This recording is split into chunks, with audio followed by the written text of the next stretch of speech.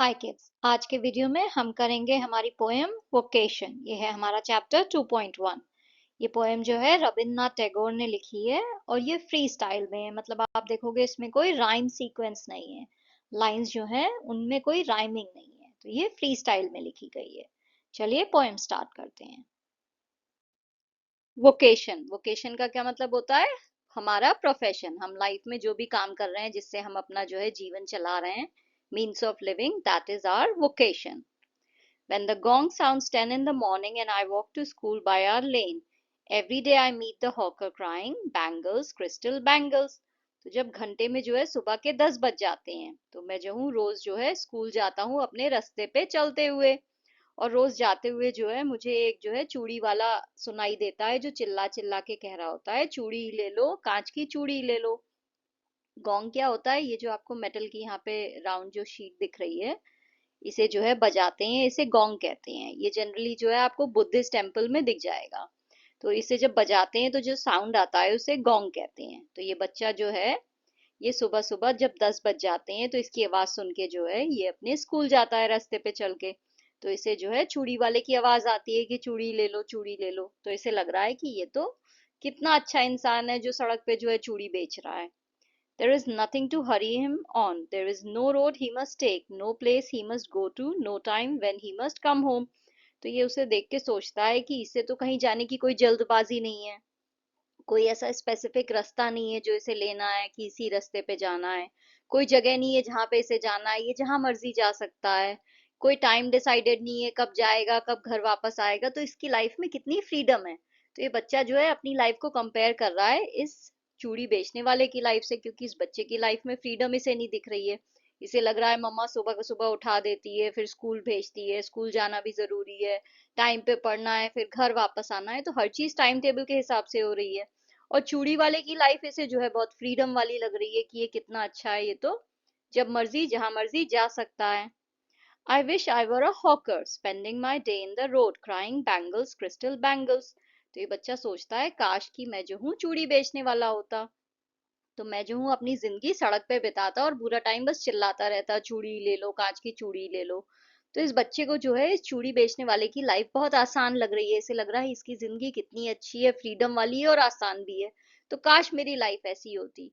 तो ये जो है बच्चा भोला है, इनोसेंट है, राइट? इसे समझ नहीं रहा है कि एक्चुअली चूड़ी वाला जो है उसकी लाइफ कितनी टफ है। उसे सुबह सुबह उठना है, उसे अपनी चूड़ियां बेचनी है, उसे अपना घर चलाना है, उसे सुबह जल्दी निकल के जाना होगा ताकि वो जो है ज्यादा एरिया कवर कर सके और अपनी चूड़ियां बेच सके। तो ऐसा नहीं है कि उसकी लाइफ में जो है कोई टाइम टेबल सेट नहीं है, या फिर जो है उसकी लाइफ बहुत फ्रीडम से भरी हुई है। अगर बच्चा ध्यान से सोचे तो चूड़ी वाले की लाइफ में जो है बहुत कम फ्रीडम है, क्योंकि उसके पास टाइम कम है और उसे काम ज्यादा करना है, क्योंकि उसे पैसे कमाने हैं। When at 4 in the afternoon I come back from the school, और जब शाम के 4 बज जाते हैं तो मैं जो हूँ स्कूल से वापस आता हूँ। I can see through the gate that house the gardener digging the ground. तो रास्ते में जो है इसे एक घर दिखाई देता है, जिसके दरवाजे से ये देखता है कि वहां पे एक गार्डनर, एक माली जो है वो वहां पे सब खोदा खादी कर रहा है, सब खोद रहा है गार्डन में। तो अब इसे जो है वो गार्डनर की लाइफ ज्यादा अच्छी लग रही है। He does what he likes with his spade. He soils his clothes with dust. Nobody takes him to task if he gets baked in the sun or gets wet. तो अब वो बच्चा कह रहा है कि ये जो माली है ये अपने स्पेड से जहां मर्जी चाहे वहां गड्ढे करता रहता है।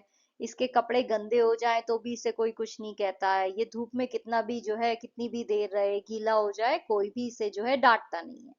स्पेड हेड जो है वो इसे कहते हैं, जिससे आप जमीन खोदते हो गार्डन में, उसे स्पेड कहते हैं। तो स्पेड से ये गड्ढा करता रहता है, कोई भी इसे डांटता नहीं है। टेक्स हिम टू टास्क मतलब कोई भी उसको डांट फटकारता नहीं है। जबकि ये बच्चा अगर गार्डन में जाता होगा तो इसकी मम्मी उसे डांटती होंगी। तो उसे लग रहा है कि ये जो माली है इसकी जहां मर्जी करे वहां गड्ढे करता है, कोई इसे कुछ नहीं कहता है। I wish I were a gardener digging away at the garden with nobody to stop me from digging। तो अब उसे लगता है काश कि मैं माली होता, तो मुझे जो है गार्डन में गड्ढे करने से कोई नहीं रोकता, मेरी जहां मर्जी करती वहां मैं खोदता। तो उसे जो है अब गार्डनर की लाइफ बहुत अच्छी लग रही है। Just as it gets dark in the evening and my mother sends me to bed. और जैसे ही जो है रात में अंधेरा होने लगता है और मेरी मम्मी जो है मुझे सोने के लिए बेड पे भेज देती हैं। I can see through my open window the watchman walking up and down. तो मैं अपने कमरे की खुली खिड़की से देखता हूँ कि वॉचमैन जो है वो सड़क पे ऊपर नीचे चल रहा है. The lane is dark and lonely, and the street lamp stands like a giant with one red eye in its head. तो जो सड़क है वो बिल्कुल अंधेरी हो गई है और वो सुनसान है, और उस पे एक स्ट्रीट लैम्प जो है वो ऐसे खड़ा हुआ है जैसे कि कोई दानव हो जिसके सर पे एक जो है लाल आंख है. तो यहाँ पे जिस दानव की बात हो रही है वो रेफरेंस जो है कवि ग्रीक माइथोलॉजी का दे रहा है. ग्रीक माइथोलॉजी में जो है एक कैरेक्टर है साइक्लोप्स. ये जो आपको फोटो में दिख रहा है ये जो दानव है साइक्लोप्स, इसकी बात जो है कवि कर रहा है. तो वो कह रहा है कि जो स्ट्रीट लैम्प है वो उस दानव की तरह लगता है जैसे एक आंख का कोई दानव खड़ा हुआ है.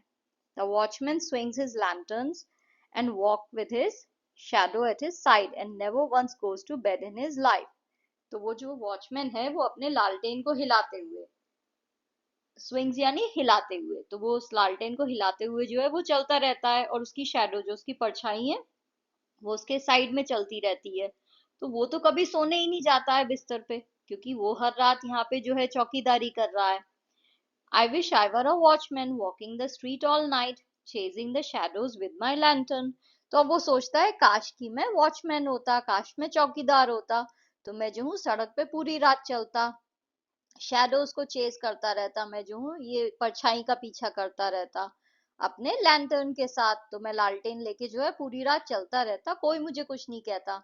तो ये बच्चा जो है इसकी मम्मी ने इसे डांट के कहा होगा कि चलो सोने का टाइम हो गया है अब सोने जाओ, तो उसे लग रहा है कि वॉचमैन को तो कोई सोने के लिए नहीं कहता है, तो काश मैं वॉचमैन होता तो मैं पूरी रात जागता रहता.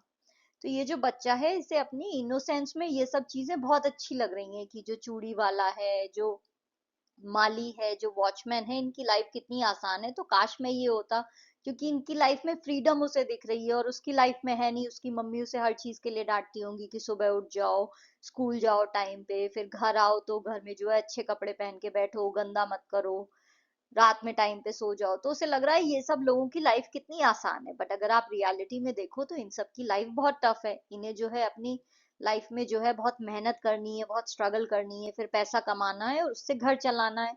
जबकि इस बच्चे के ऊपर तो लाइफ का कोई स्ट्रेस नहीं है, राइट. इसे तो जो है पढ़ाई करनी है, खाना इसे घर में मिल जाएगा, कपड़े मिल जाएंगे, इसे किसी भी चीज का भी स्ट्रेस नहीं है. बट इस बच्चे को ये बात समझ नहीं रही है कि लाइफ इसकी एक्चुअली बहुत आसान है और इन लोगों की लाइफ बहुत टफ है. तो जब ये बड़ा होगा तो इसे इस बात का एहसास होगा कि ये जो मैं सोचता था कि मैं वॉचमैन बन जाऊं या माली बन जाऊं, काश मैं ये हूं तो मुझे फ्रीडम मिलेगी.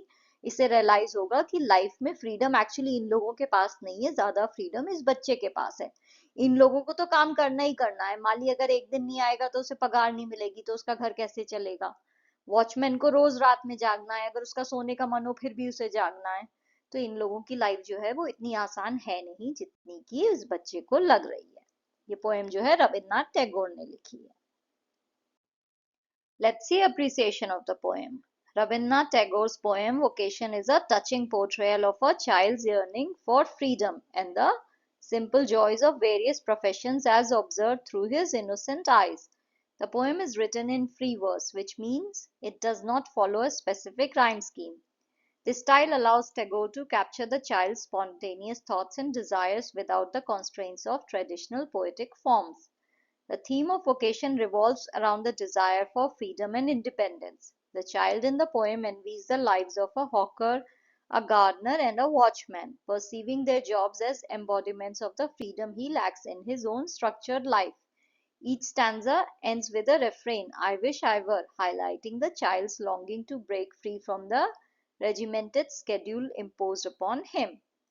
Tagore uses various figures of speech to convey the child's perspective. Metaphors are prevalent throughout the poem, such as when the child imagines the watchman with his lantern chasing shadows, which symbolizes the watchman's freedom to roam the streets at night.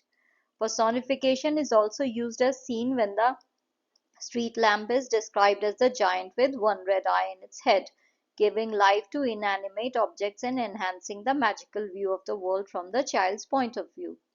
The poem's imagery is vivid and evocative, painting a picture of each profession in a way that captures the child's admiration and envy. The language is simple yet profound, reflecting the innocence of the child and the depth of his emotions. In conclusion, Vocation is a beautifully written poem that captures the essence of childhood innocence and the universal longing for freedom. Tagore's use of free verse, thematic depth, and poetic devices make it a memorable piece that resonates with readers of all ages. Thank you for watching. If you liked the video, please like, share, and subscribe the channel. Thank you.